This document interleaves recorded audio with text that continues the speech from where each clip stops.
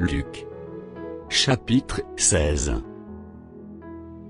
Jésus dit aussi à ses disciples, un homme riche avait un économe, qui lui fut dénoncé comme dissipant bien. Il l'appela, et lui dit, qu'est-ce que j'entends dire de toi? Rends compte de ton administration, car tu ne pourras plus administrer mes biens. L'économe dit en lui-même, que ferai-je, puisque mon maître m'ôte l'administration de ses biens? Travailler à la terre? Je ne le puis. Mendier? J'en ai honte. Je sais ce que je ferai, pour qu'il y ait des gens, qui me reçoivent dans leur maison, quand je serai destitué de mon emploi. Et, faisant venir chacun des débiteurs de son maître, il dit au premier, combien dois-tu à mon maître? 100 mesures d'huile, répondit-il. Et il lui dit, prends ton billet, assieds-toi vite, et écris 50. Il dit ensuite à un autre, et toi, combien dois-tu? 100 mesures de blé, répondit-il.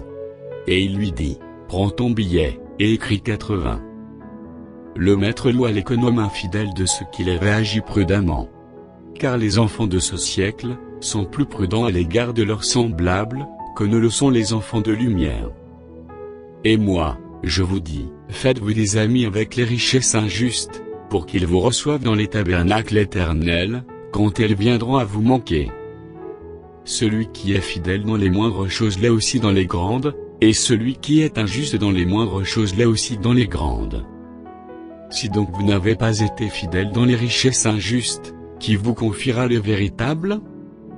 Et si vous n'avez pas été fidèle dans ce qui est à autrui, qui vous donnera ce qui est à vous? Nul serviteur ne peut servir deux maîtres. Car, ou il haïra l'un et aimera l'autre, ou il s'attachera à l'un et méprisera l'autre. Vous ne pouvez servir Dieu et Mammon. Les pharisiens, qui étaient avares, écoutaient aussi tout cela, et ils se moquaient de lui. Jésus leur dit, vous cherchez à paraître juste devant les hommes, mais Dieu connaît vos cœurs, car ce qui est élevé parmi les hommes, est une abomination devant Dieu. La loi et les prophètes, ont subsisté jusqu'à Jean. Depuis lors, le royaume de Dieu est annoncé, et chacun use de violence pour y entrer. Il est plus facile que le ciel et la terre passent, qu'il ne l'est qu'un seul trait de lettre de la loi vienne à tomber. Quiconque répudie sa femme, et en épouse une autre, comme un adultère, et quiconque épouse une femme en répudiée par son mari, comme un adultère. Il y avait un homme riche, qui était vêtu de pourpre et de fin lin et qui chaque jour menait joyeuse et brillante vie. Un pauvre, nommé Lazare, était couché à sa porte, couvert d'ulcères, et désireux de se rassasier des miettes, qui tombaient de la table du riche, et même les chiens venaient encore lécher ses ulcères. Le pauvre mourut, et il fut porté par les anges dans le sein d'Abraham. Le riche mourut aussi, et il fut enseveli. Dans le séjour des morts, il leva les yeux, et, tandis qu'il était en proie au tourment, il vit de loin Abraham, et Lazare dans son sein.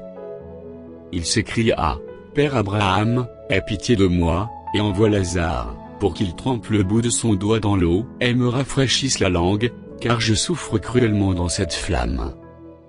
Abraham répondit, Mon enfant, souviens-toi que tu as reçu tes biens pendant ta vie, et que Lazare a eu les maux pendant la sienne, maintenant il est ici consolé, et toi, tu souffres.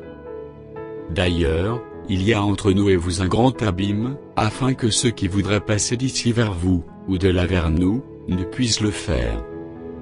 Le riche dit, Je te prie donc, Père Abraham, d'envoyer Lazare dans la maison de mon père, car j'ai 5 frères. C'est pour qu'il leur atteste ces choses, afin qu'ils ne viennent pas aussi dans ce lieu de tourment. Abraham répondit, Ils ont Moïse et les prophètes, qu'ils les écoutent. Et il dit, Non, Père Abraham, mais si quelqu'un des morts va vers eux, ils se repentiront. Et Abraham lui dit, S'ils n'écoutent pas Moïse et les prophètes, ils ne se laisseront pas persuader quand même quelqu'un des morts ressusciterait.